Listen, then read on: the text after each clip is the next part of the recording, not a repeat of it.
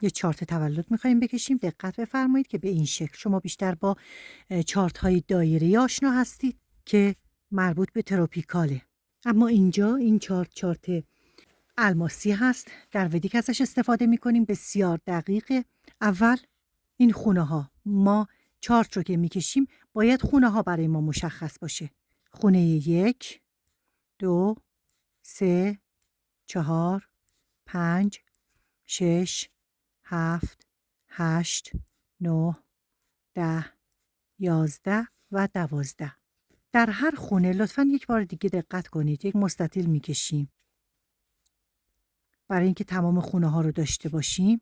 2 تا خط. حالا بروج رو میگیم. مثلا یک نفر طالعش برج 10 هست. خونه 1 برج 10 قرار میگیره با یه عددی که در واقع درجه این سیاره هست. خونه 2 برج 11 قرار میگیره. خونه 3 برج 12 قرار میگیره. خونه 4 برج 1 قرار میگیره، چون 12 برج که بیشتر نداریم از فروردین تا اسفند. باز دوباره میاد به فروردین. خونه 5 برج 2 قرار میگیره. برج 3 4 5 6 7 8 و 9. طالع ما برج 10 هست. حالا خونه ها رو 4 تا خونه اصلی داریم. خونه 1 4 خونه های کندرا بهشون میگن. 7 و 10. برای اینکه همیشه تو ذهنتون بمونه، خونه 1 خود ما هستیم. شخصیتمون، استایلمون، طبع و مزاجمون. هر کدوم از این بروج هم یک طبع و مزاجی دارن. خاک، آتش که حالا به مرور بهتون گفته میشه. خودمونیم. روبروی ما همسر ما قرار میگیره. کاملا متضاد. مادر ما خونه 4 و پدر ما خونه 10. پایه اصلی چارت همین 4 تا خونه است.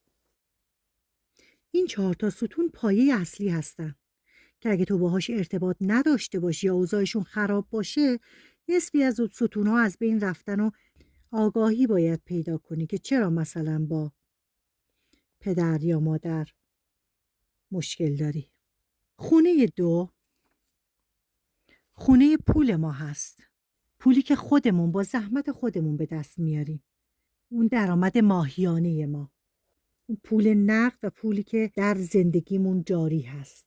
این خونه مالیه، کلامه، فامیله، مدل لباسه، مدل لباس پوشیدن ما برای بیرون رفتن از خونه است. استایل لباس پوشیدن ما. سنگ ماه تولدمون هم توی این خونه است.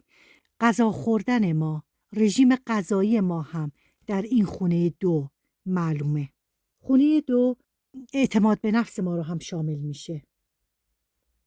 خونه 3 خواهر و برادر ماست. ارتباطات ما، خواهر و برادر کوچکتر ما، جابجایی هامون، سفرهای داخلیمون، همسایه هامون، اون اسباب کشی هامون. خونه 4 که خونه مادره، خونه ملک هم هست، زمین، ماشین. خونه 5 خونه عشق، خونه فرزند، خلاقیت، استعداده. یعنی عشق یک لایه است، فرزند یک لایه دیگه است. زندگی ها و تجربیات گذشته ما هم تو خونه 5 دیده میشه. بورس رو هم از توی خونه 5 میتونیم ببینیم، چون باید ترید کنی، معامله کنی. معامله کردن خونه 5. خونه 6 خونه بیماری هاست، خونه درمانه، خونه وام و بدهی ما هست، خونه قرض، آغاز کار هست، خونه روزمرگی ماست. خونه 7 خونه همسر ماست، شریکمون، پارتنرمون. خونه کسی که در واقع عاشقش هستیم، پارتنر، کسی که باش ازدواج نکردیم هنوز، زیر 3 سال با هم آشنا هستن معمولا. خونه ازدواج خونه 7 ما هست. خونه 7 خونه همسر هست، خونه شریک هست، خونه پارتنر هست، اون پارتنری که با هم ازدواج نکردن ولی بالای 3 ساله دارن با هم زندگی میکنن. خونه 8 خونه حوادث هست، حوادث مثبت و منفی، ارث و میراثمون. خونه مرگ، بیماری های طولانی مدت. خونه پول همسر هم هست. این که همسر هست اینم خونه 2 از همسره، پس پول همسر رو هم اینجا میتونیم ببینیم. خونه 9 خونه معنویت، تحصیلات عالیه است، تحصیلات دانشگاهی و سفرهای خارجی ما. خونه 10 خونه کار و شغل و اجتماعاته، موقعیت اجتماعی در واقع. موقعیت اجتماعی یک فرد میتونه فقط یه پدر باشه، میتونه مدیر یک کارخونه باشه، میتونه دایی و عمو باشه. موقعیت اجتماعی. خونه 11 خونه دوستان ما هست، آرزوهامون، پروژه ها، سرمایه گذاری هامون. ارز دیجیتال توی این خونه است، توی خونه 11 است. توی خونه 11 است که گفتیم فرد میتونه متوجه بشه کی پشتیبانشه، کی هواش رو داره. و خونه 12 خونه از دست دادن هاست، خونه رؤیاها و ارتباط با جهانهای دیگه است. معنویت خاصه. ببینید یه معنویت عمومی داریم که خونه 9. یه معنویت خاص داریم که طرف انقدر تحقیق میکنه، تلاش میکنه. این خونه 12 است. سعی میکنه معنویت رو بیاره درون خودش. اینجا چون خونه 12 ناخودآگاه فرد هم هست. اینجا خودشه، اینجا ناخودآگاهشه، خوابهاشه، اتاق خوابه. اتاق خواب خونه 12 است. شهود بالا چون ناخودآگاهه. ارتباط با جهانهای دیگه است. از وقتی چشمت رو میبندی خونه 12 است، وقتی چشمت رو باز میکنی میشه خونه 1. جوپیتر هم سیاره شهوده، خونه 12 هم مال جوپیتره. خونه خیانت هم خونه 11 است. خیانت های همسر خونه 11 است. خونه اشتباهات مالی ما میشه خونه 8. اشتباهات متافیزیکی ما میشه خونه 9. خونه 5 و 9 خونه کارماهای ما هم هست. میتونیم بگیم خونه‌ای که در زندگی‌های قبلیمون بودیم، خونه‌ای که الان هستیم و خونه‌ای که با خودمون میبریم برای زندگی‌های بعدی. خونه کارماست. این خیلی مهمه. مثلا وقتی ماه اینجا باشه یعنی باید مراقب باشی کارمای مادرت رو وارد زندگی بعدیت نکنی. حالا اگر مایل باشید میتونیم توی ویدیوهای دیگه به این مسائل هم بپردازیم. حالا چطور بفهمیم که تو خونه 1 ما چی نشسته؟ ببینید خونه 1 طالع ماست. طالع ما با ماه تولد ما متفاوته. ماه تولد ما ممکنه بهمن باشه اما طالع ما ممکنه خرداد باشه. چطور میشه این رو حساب کرد؟ خونه هایی که روی ما اثر دارن، هر خونه‌ای که توش سیاره‌ای باشه بیشترین اثر رو داره. اما خونه‌ای که خورشید رو داریم، خونه‌ای که ماه رو داریم، خونه‌ای که ماه تولد ماه هست و خونه‌ای که طالع ماه هست، بیشترین تاثیرات رو روی ما دارن. وقتی یه بچه به دنیا میاد، ساعت تولدش مهمه که چه ساعتی باشه. از لحظه طلوع آفتاب 2 ساعت به 2 ساعت طالع ها عوض میشن. و حالا چطور حسابش میکنی؟ مثلا الان بهمنه، طلوع آفتاب مثلا ساعت 6 صبح. 2 ساعت اول طالع بهمن رو شامل میشه، طالع 11 رو شامل میشه. 2 ساعت دوم میره طالع بعدی 12. 2 ساعت سوم، 2 ساعت چهارم، همینطور میره تا برسه به روز بعد. همه طالع ها رو ما در یک روز داریم. 2 ساعت به 2 ساعت طالع ها عوض میشن. یعنی یک نفر در یک روز میتونه 12 طالع رو زندگی کنه با توجه به انتخاب خودش. 12 طالع رو داریم. 12 طالع روی ما اثر میذارن. پس 2 ساعت اول 6 تا 8 صبح که خورشید طلوع کرده میگیم مربوط به برجی هست که در همون برج هستیم. پس اینجا میشه شرق با طالع ما شروع میشه و اون چیزی که بیشترین اثر رو روی زندگی ما، روی زندگی روزمره ما داره، همین ساعت تولد هست. 80% ساعت تولد یعنی طالع اثر میذاره. 20% دیگه ماه تولد هست. حالا خونه‌ای که خورشید درش هست درس‌های روحی ما هست.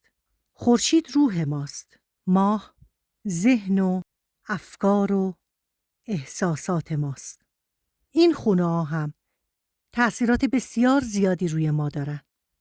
یعنی اول از همه ساعت تولد ما که روی زندگی روزمره ما داره اثر میذاره، خورشید که روی روح ما اثر میذاره، ماه که روی ذهن و عواطف ما اثر میذاره و ماه تولد هم که میتونیم اون رو هم نگاه بکنیم و کلاً هر خونه‌ای که یه سیاره داخلش نشسته مؤثره. باید بدونید چه خونه‌ای هست و روی چه چیزایی داره اثر میذاره.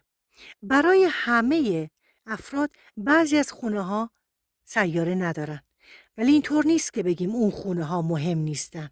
نه، همه خونه‌ها مهمن، چون علاوه بر سیاره‌ای که داخل اون خونه نشسته، تأثیر هر خونه از سیارات دیگه هم مؤثره که در واقع نظرات سیارات رو میگیم. هر کدوم از سیارات هم بر اساس فاصله‌ای که دارن تأثیر میذارن. از خونه 1 به تمام خونه ها راهی هست، اما از خونه 8 راه به بیرونه، یعنی میشه از طریق خونه 8 به رهایی رسید. خونه 8 خونه حوادث هست، خونه روابط جنسی هست، خونه پول همسر هم هست. حالا در زمینه رهایی که بخوایم صحبت بکنیم، خونه 8 و خونه 12 مهم هستن. این دوتا خونه یعنی در واقع فرد باید تمام این خونه ها رو به درستی طی بکنه تا بتونه به رهایی برسه. حالا عنصر هر برج رو باید بگیم. ما 4 فصل داریم و 12 نشان. همیشه این بروج میانی بروج ثابت هستن، یعنی اردیبهشت، تارس، اسد یا مرداد، لئو، عقرب و آکواریوس.